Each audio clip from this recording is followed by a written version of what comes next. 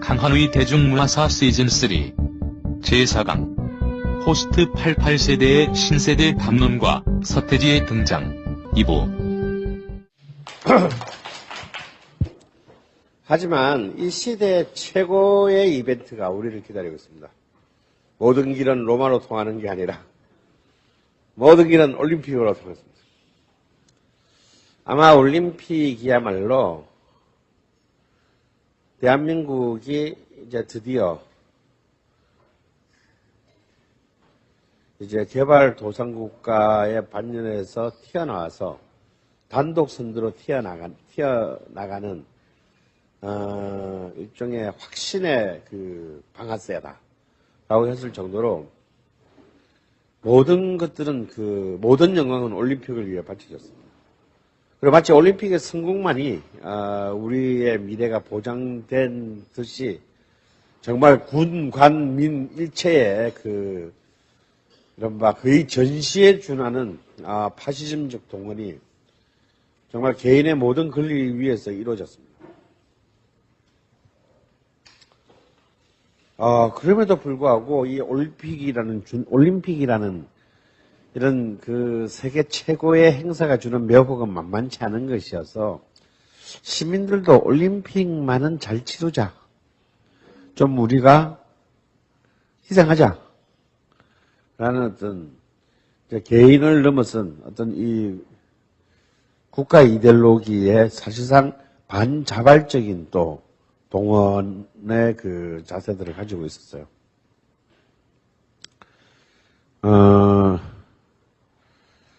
그리고 이 88 서울올림픽은 크게 국가적으로 보면 사실상 이 세계의 존재 하나 마치 여고괴담의 주인공 최강희처럼 늘 그 반에 있으나 사실상 존재한 적이 없었던 마치 세계의 세계의 지도 속에 있기는 있는데 어디 있는지 아무도 모르는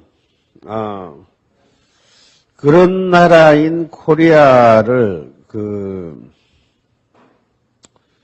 사실은 이제 이 코리아라는 국가 브랜드로 만드는데 굉장히 중요한 터닝 포인트를 만든 것 또한 사실입니다. 그리고 모든 제5공화국의 정치적인 가오들을 일그에 마치 흰눈이 쫙 내리면 모든 세상이 하얗게 되잖아요.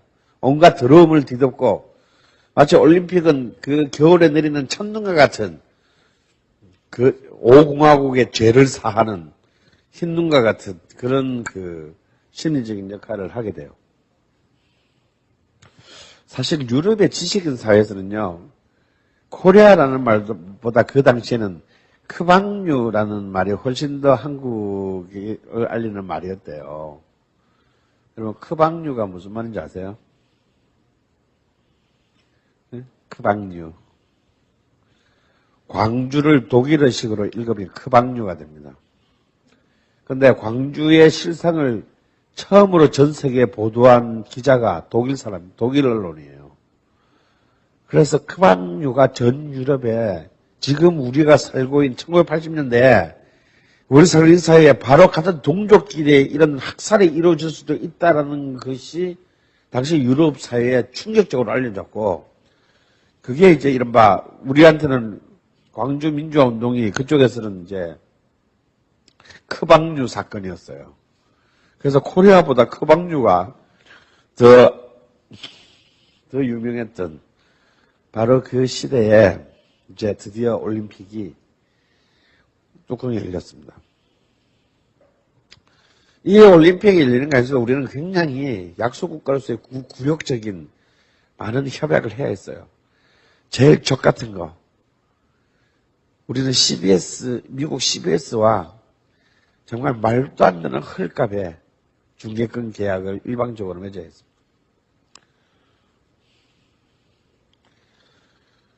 그래서 정말 미국인들이 좋아하는 주요 이벤트들을 미국 골든타임에 맞추느라 낮 12시에 결승전을 하기도 하고, 이런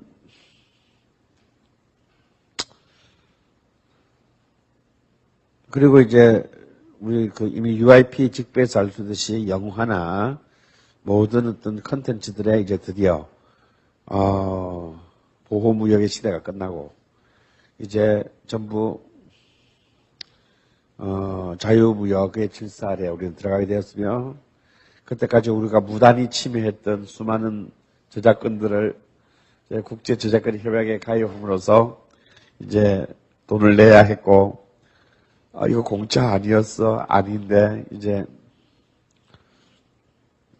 하지만 그 모든 것을 다 또 덮어버리는 것이 또한 올림픽이었다. 그래서 어쩌면 한국의 대중문화는 저는 그렇게 생각해요. 올림픽 이전과 올림픽 이후로는 아닌다.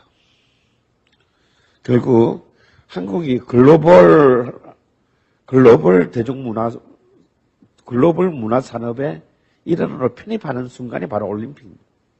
그 이전까지는 우리는 사실은 독자적 변방, 독자적이었으나 아무런 의미가 없는 변방에 불과했더라면 이제 드디어 이때부터 한국의 대중문화는 세계 대중문화의 문화산업의 체제 안으로 이제 본격적으로 편입하기 시작했다는 것입니다.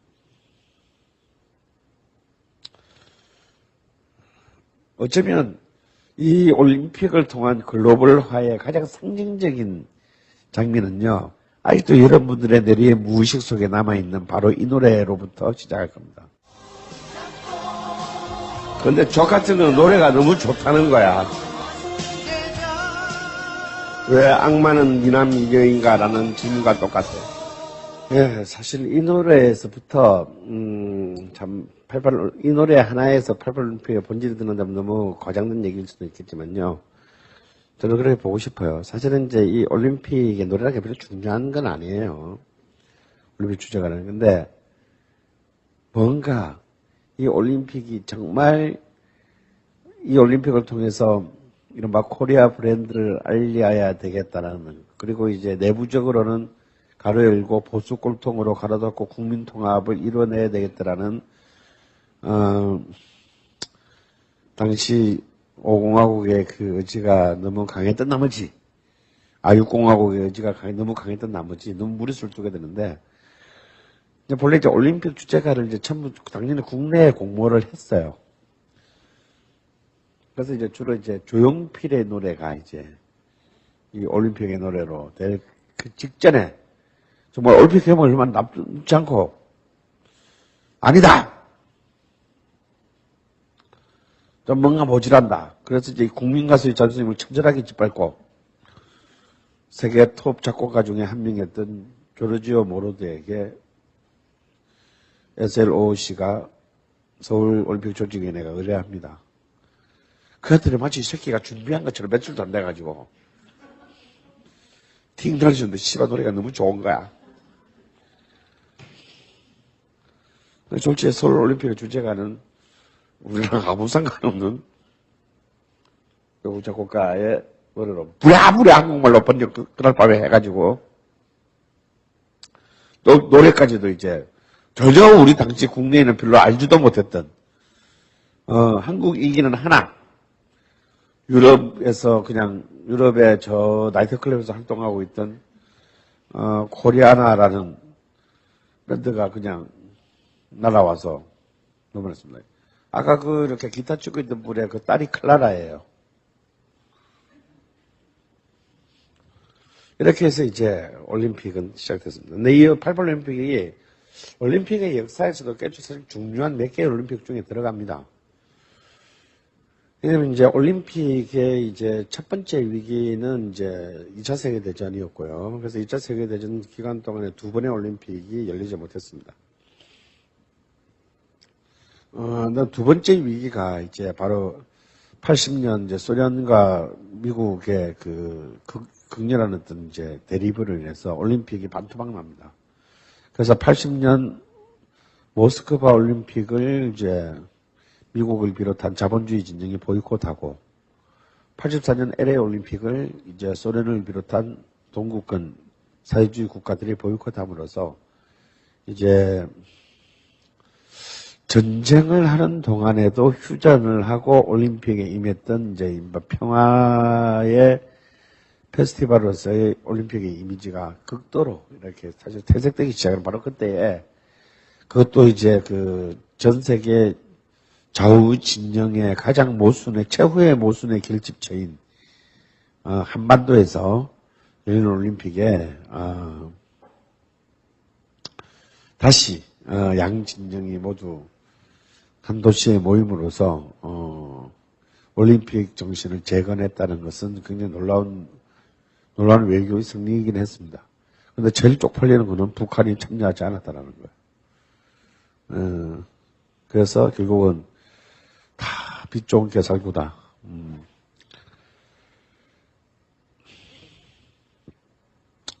그 다음에 이제 이 스포츠에 있어서는 이미 이제 스포츠는 본래 이 올림픽이 열릴 때 쿠베르탕 남작의 이상은 가장 완벽한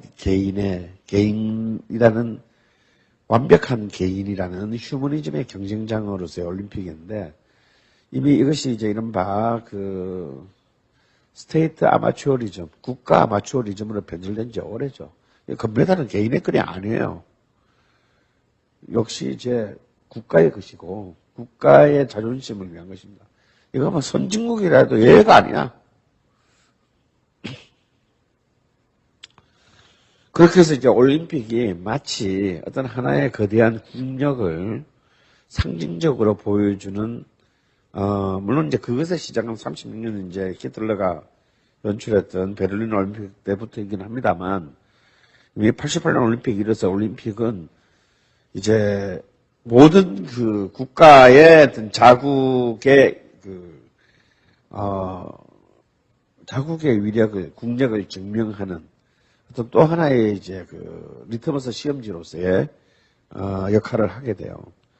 그래서 국가적으로 어마어마한 투자들을 했습니다. 물론 이제 이 경쟁을 부추긴 건 소련을 위시한 동유럽이죠. 동유럽 사회주의 국가들이 이제 자국의 체제의 우월성을 위해서 국가가 이제 조련하는 그런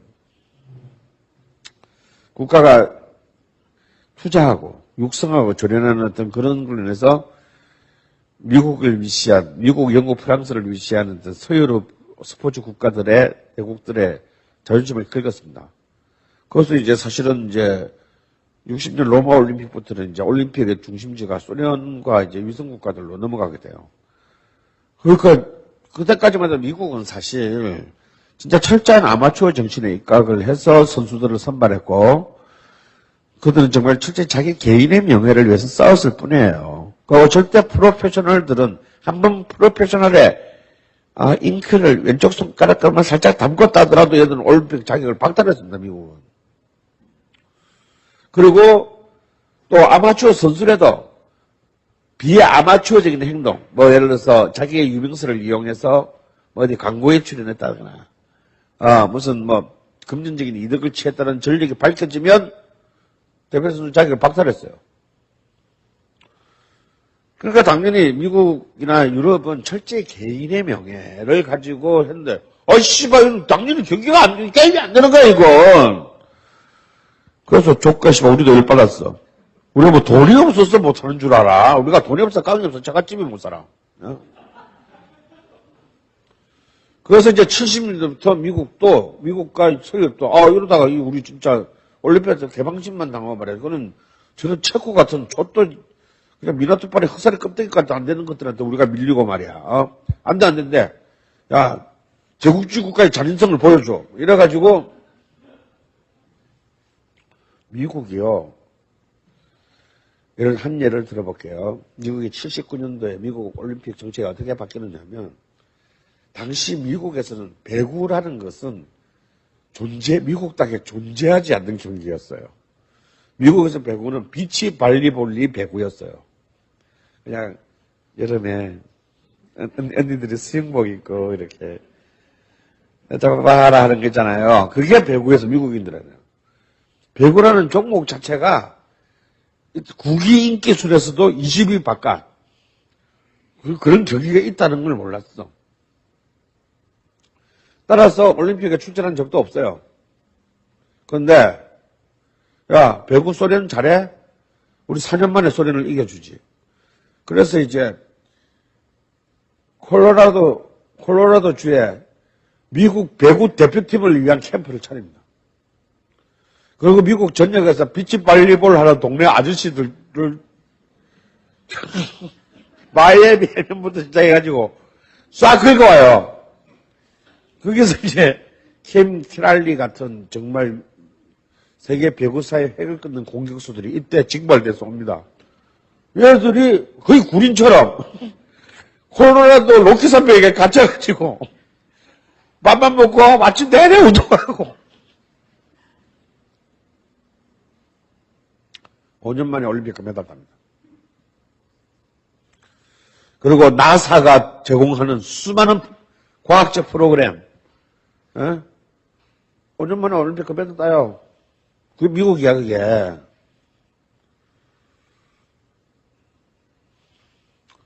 그냥 스포츠에 그냥 그 전까지는 5년 전까지만 하더라도 백사장에서 비키니 언니랑 나 잡아봐라 하던 종목을 놀던 애들이 5년 만에 올림픽 금메달을 그것도 완벽한 실력으로 따냅니다.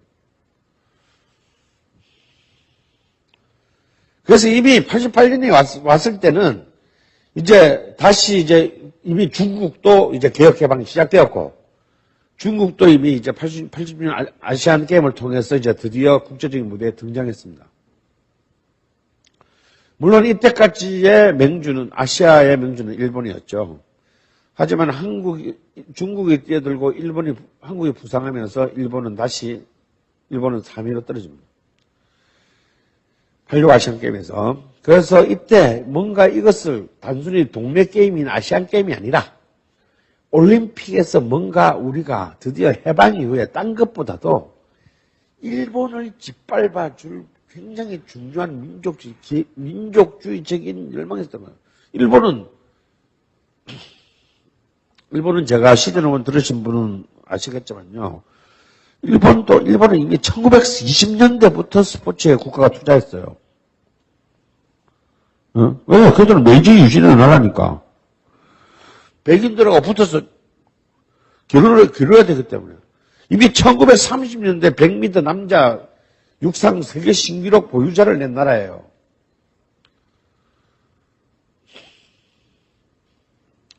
마라톤 신기록은 말할 것도 없고, 기태이손 말고, 송기정 말고, 또 그 앞에 일본은 5명이 넘는 세계 신기록 마라톤 보유자를 갖고 있었습니다.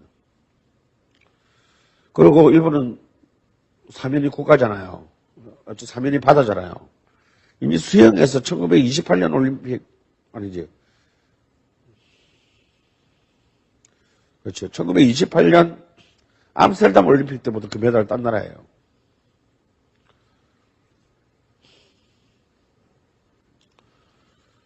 그런 일본을 꺾는 게 또 하나의 이 세계 경쟁회장에서 보란 듯이 일본의 식민지 국가 출신이었던 대한민국이 자신의 종주국이었던 일본을 짓밟을 수만 있다면 무슨 일인지 다 알 수 있는 사람들이 이 올림픽 조직위원회를 가득 채우고 있었습니다. 그리고 그 꿈은 이루어집니다. 무려 우리가 올림픽에서 금메달을 처음 따게 된 때가 언제냐면 1976년 몬트리올 올림픽 때 레슬링 자유형에서 양정모가 처음으로 금메달을 딴 거예요. 76년에 금메달 처음 땄어요. 근데 그것도 진짜 눈물 없이는 못 듣는 과정 끝에 땄어요. 그리고 우리나라는 늘 지치면 억울한 패배, 심판의 편파 판정,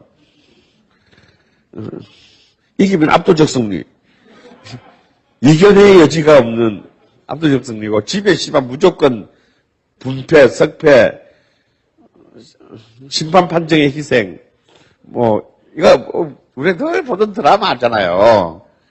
근데 왜 그러냐? 그럴 수밖에 없는 게 있어, 이유가 또. 우리가 경쟁할 수 있는 종목은, 기록 종목은 명함을 못 내. 수영, 육상, 사이클, 사격, 이런 기록 종목들은 명함을 못 내요. 기록 종목이야. 씨발, 여러분 봐서 알겠지만, 나중에 이제 양궁이 드디어 우리가 기록 종목에서 유일하게 이제 세계 최강자가 되죠. 주심이 하는 일이라고는 활 세는 것밖에 없잖아. 활을 이거 빼가지고, 9점짜리 활을 빼가 10점짜리 박는 건 없잖아요. 왜 주심이 개발 여지가 없잖아, 기록 종목은. 근데 이제 우리가 하는 거는 이제 주로 격투기와 없는 나라 살림들의 공통점이 보통 다 없는 나라들은 격투기로부터 시작합니다. 몸밖에 남은 게 없으니까. 격투기하고 단체 국기이기 때문에 이거는 얼마든지 심판의 편파 판정에 희생이 될 수밖에 없고 약소 국가들이 이 심판의 편파 판정에 희생이 될 수밖에 없는 것은 너무나 당연한 거예요. 왜? 심판진들이 지금 같은 나라 편인데 뭐. 근데요, 이 88올림픽에서 우리는 무려 12개의 금메달을 따면서 세계 4위, 아무리 개최국이라지만 세계 4위, 아시아 1위, 일본과 중국을 꺾은 우리가 처음이자 마지막 때예요, 이때가. 정말 이때 사람들은요, 진짜 집단적으로 우리 지금 박양처럼 뽕을 맞은 거야, 이때. 스포츠에 관심 있는 사람들도 우리 전국적으로 매달 가가호호 뽕을 배달했어요. 네. 근데 여기 이런 추악한 금메달도 있었다라는 겁니다. Pensacola, Florida, who has been outstanding during the competition. Sihan of Korea, from Masan, Korea, located in the south of the country. And like most of the Korean boxers, has a type style, not much punching power. So Jones will attempt to beat him with the jab. Major problem concerning Roy Jones, keeps that left low. As a result, has been caught by the occasional right hand. And 자, 복싱 미들급 결승전입니다. 누가 봐도 못하게 보이는 선수는 한국의 박시현이고요. 저렇게 완벽한 자세를 갖춘 선수는 미국의 로이 존스 주니어입니다. 로이 존스 주니어는 당시 세계 모든 체급을 통틀어서 최강자의 위치에 있었고, 이 올림픽 끝난 뒤에 우리가 4개 토르로 진행해서 4개 체급의 세계 챔피언이 됩니다. 그리고 래퍼이기도 했어요. 자, 쭉 한번 당겨봐. 이거 어떻게 봐? 그냥 다 일방적으로 맞는 경기예요. 아이들은 말도 안 되는 경기가 끝났어요. 내가 직접 봤는데 거의 일방적으로 맞았어요. 303대 188. 실제 타격은 86대 32. 거의 더블도 아니고 트리플. 이게 올림픽 역사상 영원히 역대 베스트 55, 베스트 5 안에 들어가는 경기예요. 그러니까 펀치를 뻗은 게 303대 188. 그래서 맞은 게 86대 32에서 보이듯이 경기는 아주 원사이드한 경기였습니다.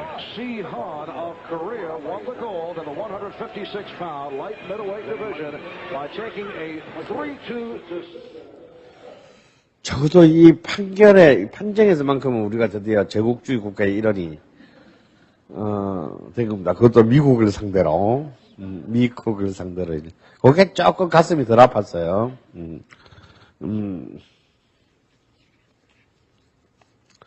근데 이제 이런 말도 안 되는 이 담합과 로비가 왜 가능했느냐.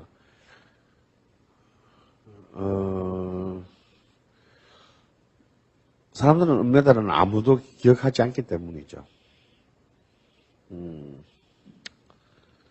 오로지 금메달 숫자만이 우리가 일본을 이길 수 있는 유일한 가치였기 때문입니다. 뭐든지 할 자세가 되어 있었죠.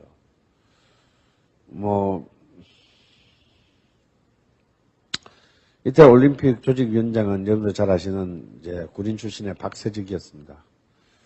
아니, 권력을 잡기 위해서 동족도 총을 쏜 놈들인데 무슨 짓을 못하겠어요?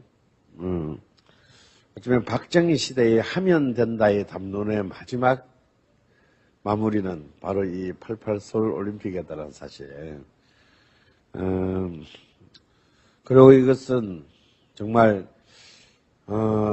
참, 변태적인 30년간의 군사정부가 대한민국의 시민들에게 준 참 개상망측한 크리스마스 선물이었다는 겁니다. 그리고 이 88년 이제 올림픽은 이제 우리 올림픽 서수촌 아파트의 그 어마어마한 그 아파트 값의 상승에서 보여주듯이, 이제 폭발적인 이제 중산층 그 투기붐을 또 불러오는 일종의 그 기획 부동산 시대의 절정판이기도 했습니다. 결국은 이제 이 그 올림픽이라는 것 자체가, 굉장히 그 기획적인 그 부동산 개발 사업이잖아요. 허허벌판에 운동장 짓고, 올림픽 선수촌 아파트 짓고, 수많은 그 관계 교통망들, 그다음에 글린시스들을 만들고, 그러면 예를 들어서 미사리에 조정장을 만들어. 우리 언제 조정해본 적 있어야지. 조정장 만들면 어떡해? 그럼 주변을 또 개발해야 되잖아. 거기는 그냥 가까이인데, 주변 개발해야 돼. 그러니까 어쩌면 몇 년 지나면 그게 뭐가 들었습니까? 통기타 라이브 카페가 들어서게 되겠죠. 이런 이제, 사실은 올림픽이라는 자체가 그다음 국가 개발 부동산 사업인데, 어쩌면 기획 부동산 투기 시대의 어쩌면 마지막 마무리의 절정이 이제 이 올림픽을 통해서 이루어졌다는. 이 올림픽은 이제 또 굉장히 중요한 시점에 일어났어요. 이 올림픽이 끝난 직후에 마치 한국이 올림픽에서 자유하는 바람에 아마 동구가 몰락하지 않았나 싶어요. 이럴 수는 없다, 이거는. 아무리 그래도 이런 건 아닌 것이다, 라고는, 그렇지 않을까요? 이때 이제 더 이상 그 현실 사회주의의 모순에서 벗어나지 못하고 몰락해 가던 동구 사회주의 블록이 결국은 무너집니다. 무너지고 베를린 장벽이 무너졌습니다. 그리고 전 세계적으로 사회주의는 폐기됩니다. 이 폐기되면서 한국에서 정말 아까 그 89년 때만 하더라도요, 제가 그 부평사공단에서 그 장상훈 화병 적을 때만 하더라도 바로 그 다음 해에 혁명이 될 줄 알았어요. 저는 그때 제가 아직도 상상한데, 영화를 찍고 밤에 내가 뭘 사러 밤길을 가는데 누가 내 뒤를 쫓아오는 거예요. 굉장히 기분이 안 좋았습니다. 뭐지? 그래서 이제 일부러 이렇게 밝은 쪽으로 내가 이러다가 내가 뭐 잘못한 거는 영화 찍는 것밖에 없는데 뭐 이런 걸로 설마 날 변신처럼 만들겠나 싶기도 하고, 그래서 쭉 이렇게 밝은 쪽으로 이렇게 제가 번화가 쪽으로 갔어요. 그러더니 결국은 이제 날 뒷조르는 사람과 어느 술집에서 마주 앉았습니다. 왜, 뭐 할 말이 있는데? 뭐냐? 그랬더니, 안기부, 부평 지역,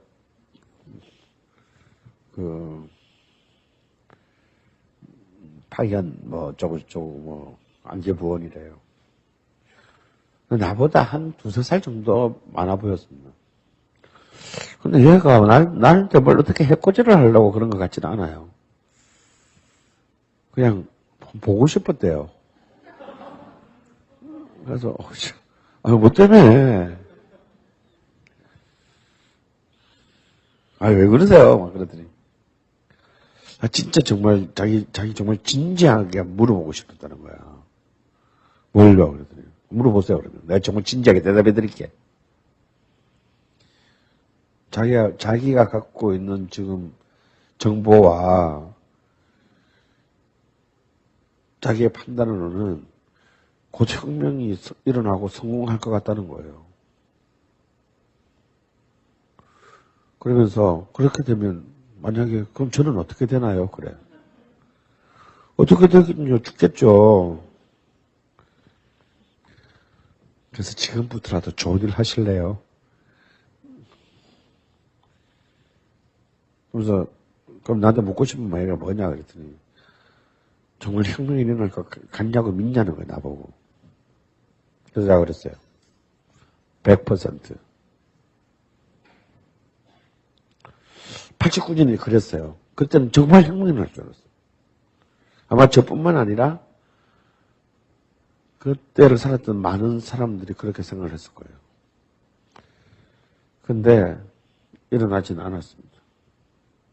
일어나기는커녕 동구가 망해버렸어요. 혁명이 일어나기는커녕 3당 합당이 일어났어요.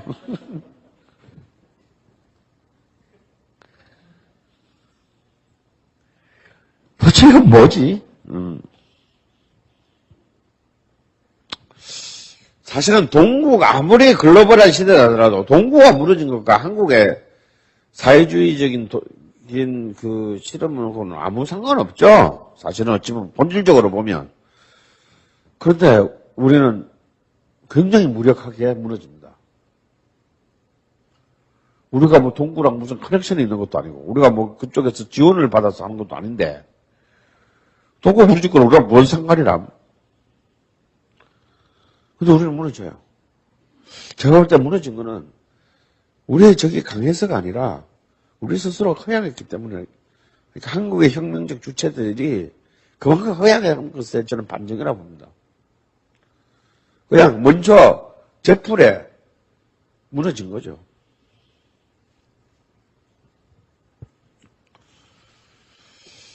이것이 어쩌면 이제 그 지식인 주도의 혁명의 가장 큰 그 약점이 아닌가 그런 싶습니다.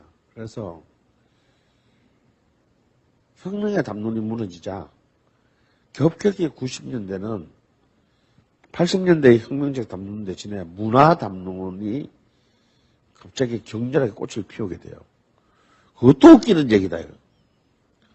그런데 이건 전례가 있습니다. 60년대 미국의 그 신자파들, 뉴레프트들이 이제 혁명에 실패하고 무너졌을 때, 그 뉴레프트들은 결국 어디로 가느냐면 다 문화 쪽으로 전부 소심들이 이동해요. 그러니까 여러분들이 이제 그러니까 미국의 롤링스톤 같은 음악 잡지들의 편집자들이 왜 전부 좌파냐면, 여기다 다 60년대 뉴레프트들의 후예들이기 때문이에요. 그래서 이제, 비록 그 현실적인 정치 투쟁에서는 패배했지만, 문화를 통해서 어떤 문화의 어떤 작품 활동, 문화의 어떤 지역 조직을 통해서 계속 그 좌파의 어떤 그런 이념을 계속 보존하고, 이데올로기 투쟁을 지속시키고자 했던 것입니다. 일본도 역시 60년대 말 70년대 초반에 전공투가 패배하고 난 뒤에 그 일본의 그 전공투의 엘리트들이 전부 또 문화 산업으로 뛰어드는 건 유명한 얘기죠. 그래서 그들이 만든 것이 이제 은하철도 999 같은 애니메이션인데, 씨발, 이때부터 일본 애니메이션 졸라리 철학적이 돼.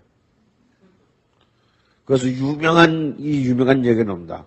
드디어 일본 애니메이션의 소녀 주인공의 눈에서 별이 사라졌다. 그전까지 무조건 여자의 그 애니메이션 주인공들은 다 눈이 별빛으로 빛나고 있었는데, 이제 별이 사라지고 현실의 시선이 일본 애니메이션을 이제 그 지배가 됩니다. 그 미국과 일본의 그 사례처럼 한국 또한 이 80년대에 많은 이 정치 엘리트들이 이제 이 정치 투쟁에서는 패배하고 이 문화 쪽으로 대거 이동을 해요. 저는 이것이 이 90년대에 좌파 엘리트들의 이 문화 쪽으로의 이동이 결국은 한국의 한류, 21세기의 한국의 한류를 만드는 가장 큰 기본이 되었다라고 저는 봅니다. 이제 그 이전까지는 문화는 사실은 굉장히 또 한국 사회에서 허접한 영역이고, 특히 대중문화는 깡패들이나 노는 그런 영역들이었어요. 그런데 이제 드디어 90년대에 왜 문화가 굉장히 중요한 영역으로 부상하느냐면요. 쉽게 말하면 서울대 연고대 나온 애들이 이 문화 영역에서 먹고 살기 시작했다는 겁니다. 옛날에 행정고시 붙으면요. 이제 연수 끝나고 자기 과를 선택할 때 성적 순대로 하거든요. 문화부가 언제나 꼴찌였어요. 연수에서 제일 수준 낮은 애들이, 거의 수준 낮은 애들이, 특별히 문화에 미친 놈, 또라이 몇 명 빼놓고는 나중에 밀리고 밀린 애들이 갔는데, 90년대 중후반부터는 탑3, 물론 기재부 이런 이제 알토란 같은 데는 안 되고, 거의 탑3, 탑5의 그 5급 공무원들로부터 애호를 받는 과로 바뀌게 됩니다. 이것들이 뭐냐면 이제 문화적 지위가 사회 전 부분에 있어서 어떻게 문화에 대한 관점이 급격하게 진화하고 있는가를 보여주는 그런 사례라고 할 수 있겠죠. 이런 가운데 시장에서는 드디어 X세대라는 진짜 살벌한 네이팜단이 하나가 시장 한가운데 폭발한다. 여러분 이제는 여러분 새로운 시장을 먹고 싶으세요? 그럼 새로운 세대를 만드시면 돼요. 그런 세대가 존재하냐고요? 묻지 않아도, 그거에 대해서 전혀 아무런 대답을 준비 안 하셔도 됩니다.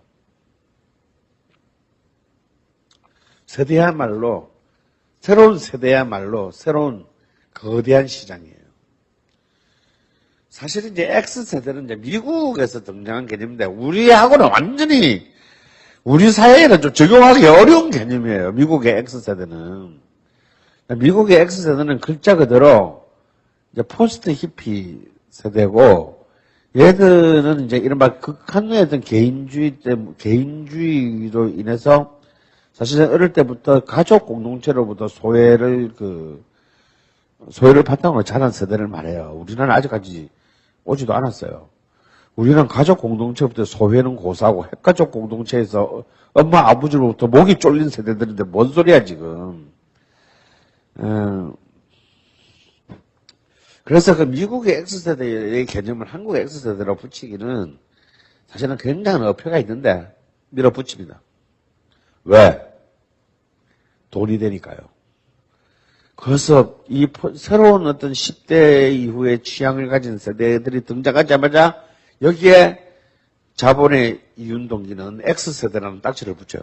정작 X세대는 내가 X세대 맞아? 누가 날들이 X세대래? 라고 하고 있는 판인데 그냥 장동건, 김민정이 나오면서 모든 걸 X세대로 몰고 나가요. 그래서 걔들이 바르면 X세대 음성 화장품이 되는 거고 걔들이 마시면 X세대 음료가 되는 거고 걔들이 사용하는 일반 모든 생필품들은 다 X세대의 상품이 되는 겁니다. 그래서 냉정하게 보자면 한국의 X세대는 저는 제 식으로 표현하라고 하면 저는 포스트 88세대라고 부르고 싶어요. 그냥 냉정하게 보자면 그냥 이건 제가 만들어낸 말이에요. 이 포스트 88세대의 특징이 뭐냐? 제일 거론적으로는 한국 현대사상 최초로 80년대에 중산층의 그 경제적 혜택의 세대를 받는 자들이라는 거. 쉽게 말해서 칼라TV 세대라는 거. 쉽게 말해서 용돈 좀 받으면서 껌 좀 씹었던 세대라는 거. 그러면서 핵가족 1세대라는 거. 이제 대가족, 대도시가 아닌, 대도시의 핵가족 1세대라는 점.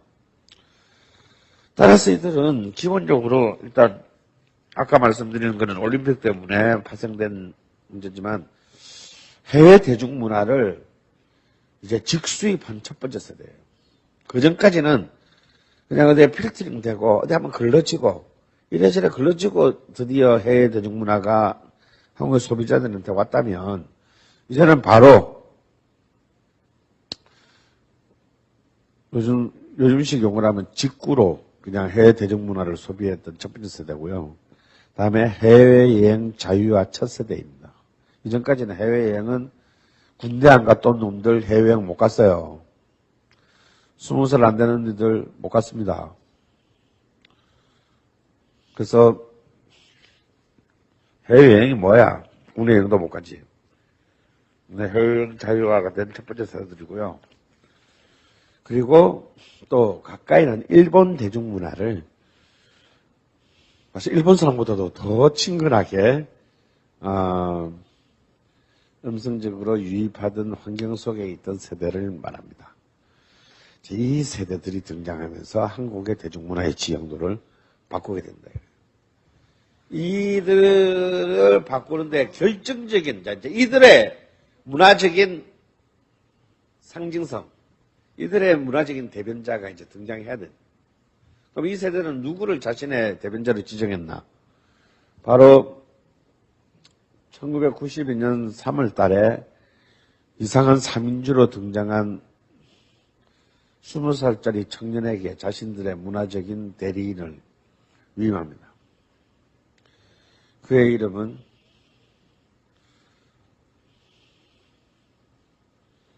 정현철이고요. 예명은 스테이지, 무대라는 뜻의 서태지라는 예명이고요. 또 이 새끼가 태지라는 영어를 쓴 거 보면 TIAJI, 타이지라고 쓰거든요. 이 타이지는 일본 엑스제팬의 멤버 이름입니다. 그러니까 이 서태지라는 이 이름 하나 안에 사실은 굉장히 많은 것들이 숨어 들어가 있어요. 그러니까 이 예명에서조차도 서태지는 굉장히 전략적인 인물이다. 이 사진은 16살 때 그가 89년에 그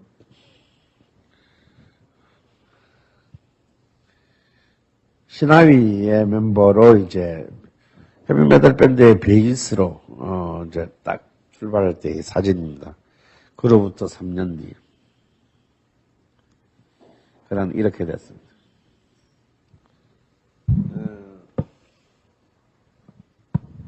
굉장히 집인데, 자, 서태지와 윤도현과 김민종을 잇는 공통점은 무엇일까요?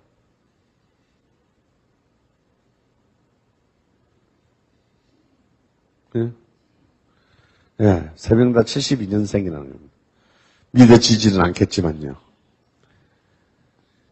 그들의 10대 초반에는 마이클 잭슨이라는 슈퍼스타가 등장했고, 이 마이클 잭슨이 세 명의 공통된 우상이라는 사실이에요. 이 세 명 다 장판집 깔아놓고, 문워크를 쳤던 세대입니다. 그래서, 이 메탈 밴드의 베이스 주자였던 정현철이 서태지라는 이름으로 댄스 그룹의 일원이 되는 것은 아무런 모순이 아니다라는 거예요.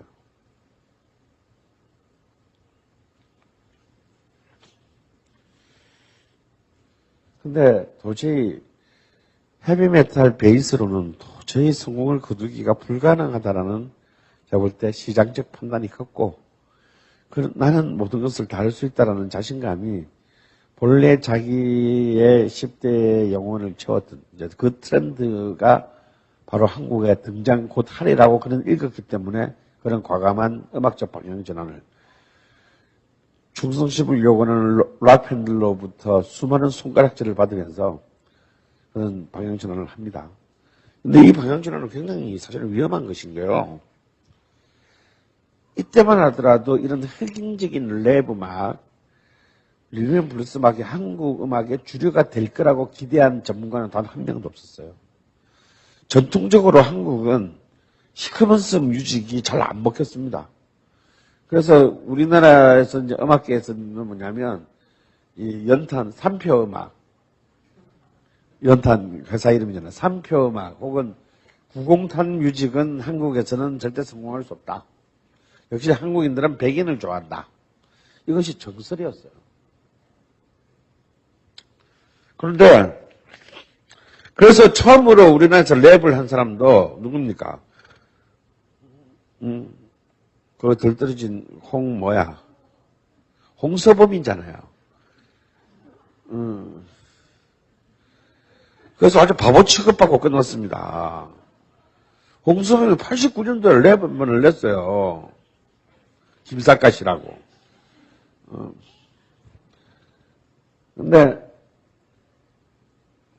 근데 이제 이 젊은 전략가는요, 지금 새로운 세대가 등장하고 그 새로운 세대의 감수성이 어디로 이동하는지를 굉장히 본능적으로 깨뜨려 봤습니다. 그리고 아낌없이 그들이 원할 거라고 생각되는, 아직 지금은 아니지만 원할 거라고 생각되는, 만약에 80년 대학가 학생운동권 용어로 치자면 선도투쟁을 날려요. 그것이 92년 봄에 첫 번째 그들의 앨범인데요. 이들이 처음으로 등장하는 TV 장면이 있어요. 아마 보신 분도 있을 텐데, 그때 이게 기존의 음악계 사람들한테 품평을 받는 프로그램이에요. 신인들이. 진짜 웃겨요. 정말 내가 만약에 이 자리에 있었으면 난 아마 영원히 얼굴을 못 들고 다녔을 거야. 한번 그 재밌는, 이들이 처음으로 대중적으로 선을 보이는 장면을 한번 보도록 하겠습니다. 네, 2012년에 자, 이번 순서는요, 금주에 나온 신곡을 소개해드리고 그 가운데서 한 곡을 가수를 초대해서 들어보겠습니다. 그리고 심사위원의 심사평도 듣고 평점도 매겨보는 그런 시간입니다. 자, 금주의 신곡을 제가 소개를 해드리겠습니다. 지금 이 지석진이라는 남자 가수인데요, 우울한 오후엔 네 소리라는 노래를 발표했습니다. 아주 분위기 있는 가수네요. 자, 그리고 마지막 이게 뭐 저 영어로 써놓으셨네요. 예. 서태지와 아이들이라는 그 트리오인데요, 랩하는, 흔치 않은 우리의 랩가에 하는 팀입니다. 난 알아요라는 노래를 지금 부르고 있습니다. 자, 이렇게 많은 앨범 중에서 금주의 신곡, 서태지 씨와 그 친구들의 난 알아요, 박수로 청해 듣겠습니다.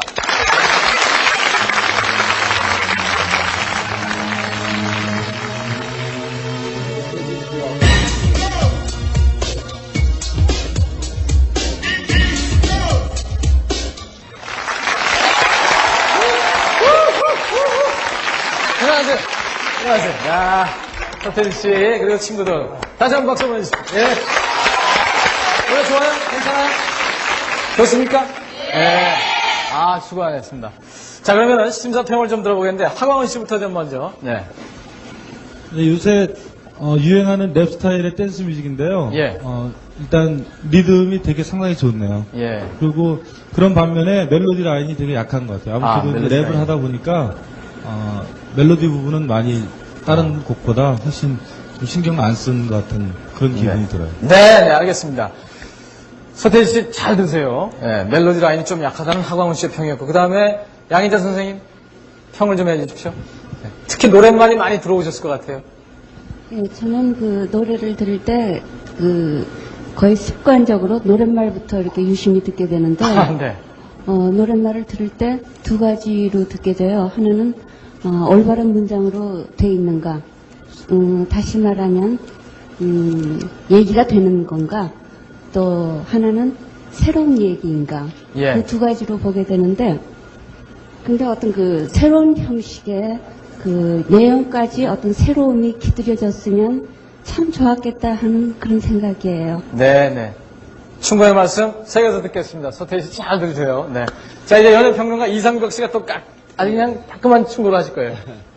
의욕적으로 보여서 우선 저는 호감 있게 봤습니다. 근데 재밌는 것은 동작은 대단히 격렬한데 노래는 섬세한 편이고 동작을 너무 관심을 둬서 그런지는 몰라도 동작 속에 노래가 조금 묻힌 것 같은 그런 아쉬움이 없지 않았습니다.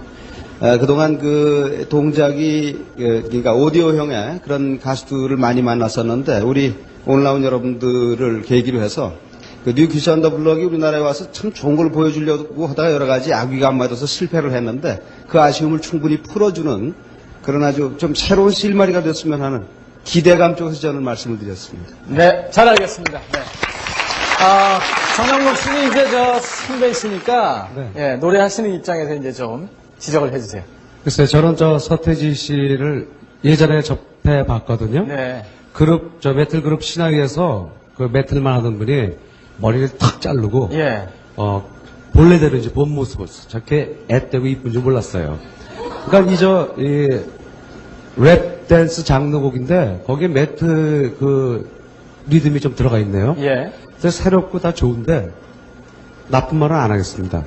평은 저희가 하는 게 아니라, 시청자 여러분들이 하는 거니까, 네. 그분들께 저는 맡기겠습니다. 감사합니다. 네.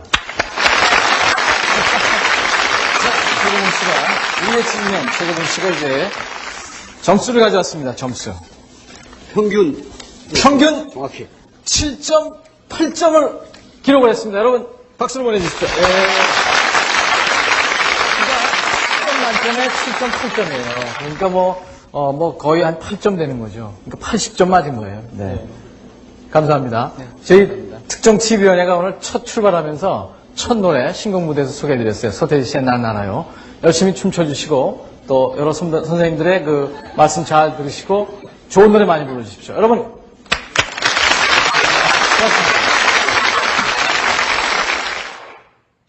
북한 방송 보는 것 같잖아요.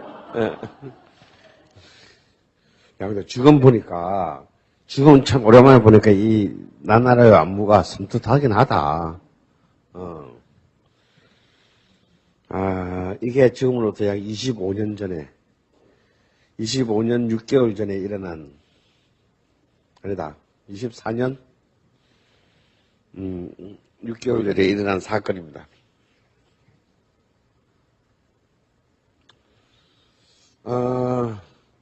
바로 이 방송이 나간 지 딱 2달이 되지 않아서 서태지와 아이들은 한국의 대중문화를 대표하는 단어가 됩니다. 그리고 이른바 X세대, 포스터 88세대로 대변되는 10대와 20대 초반 사이의 한국의 나고자 아닌 나고자 계층들은 모두 이 새로운 트리오에게 몰표를 던지죠. 무려 더블 밀리언 셀링, 무려 200만 장이 넘는 음반 판매고를 기록하면서 완전히 새로운 시대로 몰고 가게 됩니다. 우리는 이미 이제 89년에 견진섭의 희망상이라는 노래에서부터 어떻게 새로운 세대의 감수성이 발화하는가를 이미 본 적이 있어요. 그렇죠? 이제 이 90년대 새로운 세대들이 원하는 것은 이제는 더 이상 감수성의 추상성, 관념성이 아니라 일상적이고 일상성과 구체성을 원했습니다. 그리고 더 이상 운문의 질서가 아니라 산문의 질서를 원했어요. 왜냐? 이들의 욕망이 굉장히 지극히 파편화되었기 때문입니다. 이게 더 이상 거대 담론의 욕망은 이들 세대에게 존재하지 않았어요. 그냥 오늘 밤 이 순간 내가 어떻게 보이는가가 중요하고, 지금 이 순간에 내가 하고자 하는 욕망이 무엇인지에 충실하는 것이 중요했어요. 다시 말하자면 이들은 이제 이른바 80년대 전투적 혁명주의자들에게 딘 세대들이다라는 거예요. 아마 이 80년대 전투적 혁명주의 세대들이 아마 최후의 메시지의 세대였을 겁니다.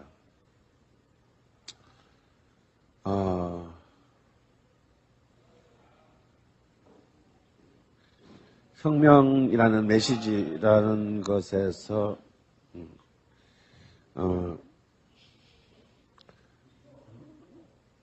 크게는 거대한 그 혁명이라는 메시지를 가진 세대였죠. 거기에서는 각각 개별이 어떤 사람들인가는 별로 중요하지 않았어요. 흔히 말하는 혁명의 복무가 중요했죠. 하지만 그 다음 세대들은 그렇지 않았습니다. 족가세요, 혁명 여러분. 나는 내가 제일 소중합니다. 이들에게는 메시지는요, 진짜 폴란드 망명정부의 집회와 같은 것이었어요. 이들에게 소중한 것은 메시지가 아니라 오로지 이미지였습니다. 그 모든 문화적인 표상이 사실은 이 3인조 그룹의 메시지, 3인조 그룹 안에 사실은 다 모여 있어요. 오늘 걔는 내가 올림픽으로 너무 열받는 바람에 오늘 서태지까지는 끝냈어야 되는데 다음 시간에 다음 주 마지막 시간이네요. 벌써 마지막 시간에 서태지에서 이제 80, 90년대의 밀리언 셀러들의 미친 시장의 시대로 90년대를 마감하도록 하겠습니다. 수고하셨습니다.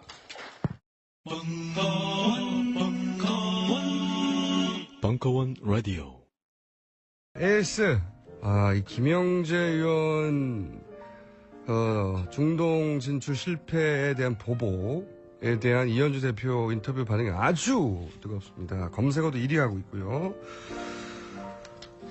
이렇게까지 집요하게 사람을 괴롭힐 줄은 저도 기사로는 봤지만 직접 들어보니까 좀 대단하네요. 예. 아침부터 열받습니다. 민간인 사찰에 그것도 세금 쓴 거 아닙니까? 한심한 사람들입니다. 굉장히 문자 많이 들어오고 있습니다. 그리고 출근길 대중교통에서는 뉴스공장을 듣자라는 뭐랄까요, 갑자기 만든 캠페인 제가 어제 고은아님, 개포동 출발해서 시청 거쳐서 신촌으로 가는 472번 버스 기사님, 뉴스공장 틀어놓고 있습니다. 이걸 신고라고 해야 될까요? 제보라고 해야 될까요? 네. 앞으로 타고 있는 대중교통에서 뉴스공장을 틀어놓고 있을 시 저희한테 바로 알려주십시오. 네. 눈 많이 옵니다. 주의하시고요. 다니실 때. 여기까지 하겠습니다.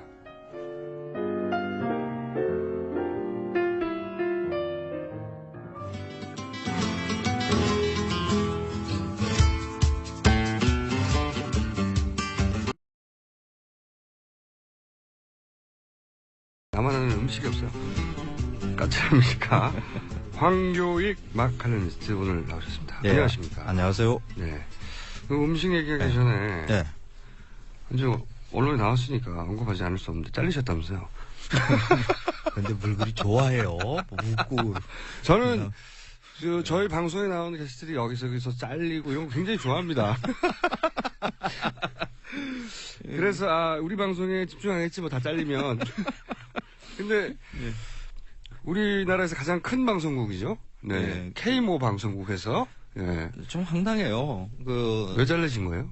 12월 말에 아침마당이라는 프로그램에 이렇게 강의를 1시간 동안 하자라고. 근데 그 프로그램에 예전에 제가 생방으로 1시간 동안 강의를 한 프로그램이고 해서 네.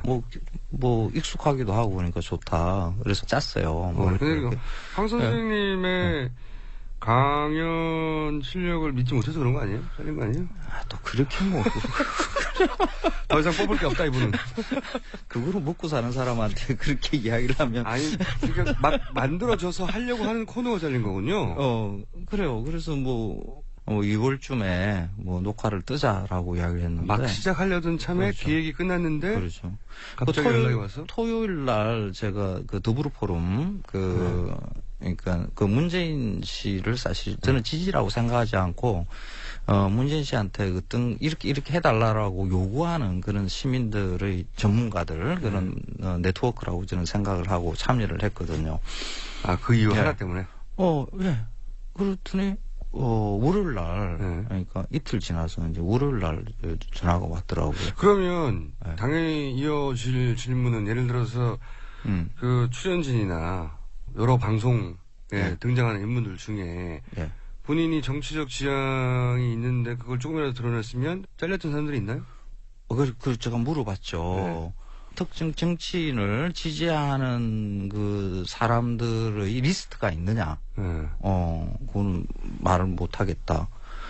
KBS 전체 단위에서의 결정이냐? 아니다. 교양제작국 정도에서의 결정이다. 그러면 다른 쪽에 정치인들을 지지한다고 하는 그런 분도 사람들에 얼마든지 대한 있을 수 있죠. 그런 사람들이 방송 출연 금지를 통보한 적이 있느냐? 그것도 답을 못 하더라고요. 모르겠다 그러는데 제가 음식 강연할 때 음식 강연하다 갑자기 중간에 나는 이 사람 지지해! 그럴 계획이 혹시 가지고 계셨어요? 음식 이야기를 하는데 밥맛 떨어지게 무슨 정치 이야기를 하겠습니까?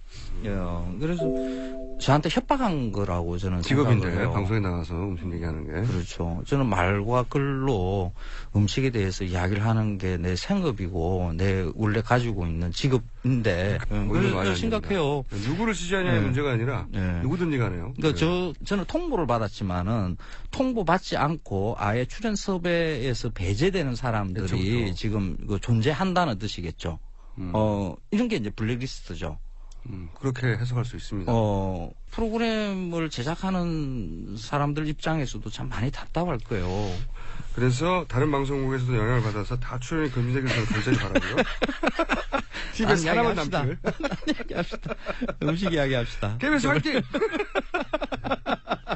오늘 주제 뭡니까? 그 설날이 다가오고 해서 설 이야기 좀 하려고 그래요.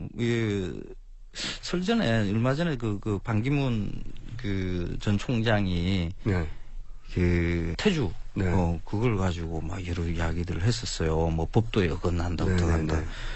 그 논란 자체가 조금 한국 사회에서 가지고 있는 그 유교 그 법도라는 것, 그걸 너무 이렇게 강박적으로 받아들이고 있는 거 아닌가. 저도 풀 영상을 봤는데 억울한 면이 있어요. 근데 그 태주를 뭐 헌주 하던 걸 그냥 받아 마시든 말든 사실 유교에서 어떤 식으로 하라 하는 것이 법도가 있다고 생각하는 그 자체가 문제라고 저는 생각을 근본적으로 해요.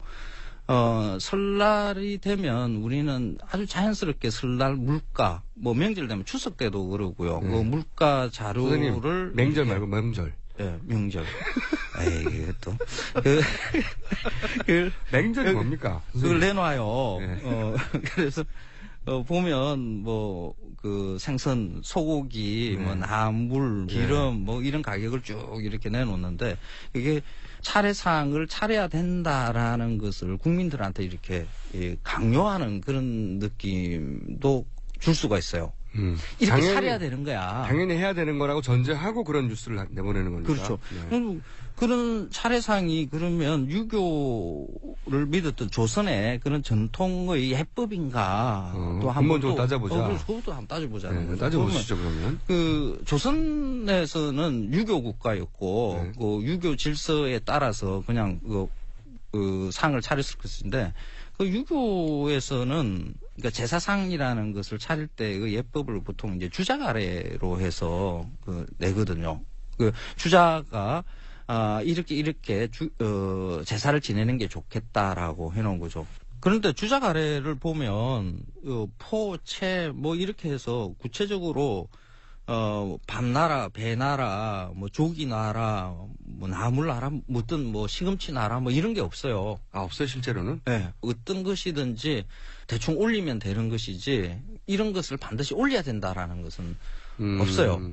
그 시점에 얻을 수 있는 곡물이라든가 생선이라든가 하는 것을 적당히 활용해서 얘를 취해라. 뭐 이 정도예요. 그렇죠. 네. 그러니까 그 조상들에 대한 예라는 것은 그냥 그 계절에 적절하게 나오는 적절한 것을 그냥 올리는 그 정도만 가지면 되는 것이지 구체적으로 어떤 과일, 어떤 생선, 어떤 무엇, 어떤 음식 이걸 갖다가 지정해 놓은 것은 없어요. 근데 우리가 그렇게 사과, 배, 밤 뭐 이런 것을 올리고 나물 올리고 뭐 이렇게 생각을 하기 시작하는 게 대충 조선 말기가 아닌가 싶어요. 그 유교의 제사는 양반들의 일이거든요. 예. 그냥 평민들은 지낼 일이 없죠. 조선은 초기에 양반들이 한 5% 10%밖에 안 됐어요. 그 사람들이나 제사를 지내는 일이죠. 근데 조선 후기가 되면 양반이 한 70%가 돼요.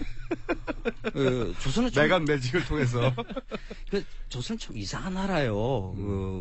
그 귀족들이 원래 전쟁이 나면 제일 앞에 서야 되는데 조선은 양반들이 전쟁 나면 그 군역 안 나가도 돼요. 그냥 평민들이나 나가서 전쟁터에 죽게끔 이렇게 해놓은 나라니까 그 군역을 피하기 위해서 다 양반 노릇을 하겠다고 이렇게 족보들을 사모은 거죠.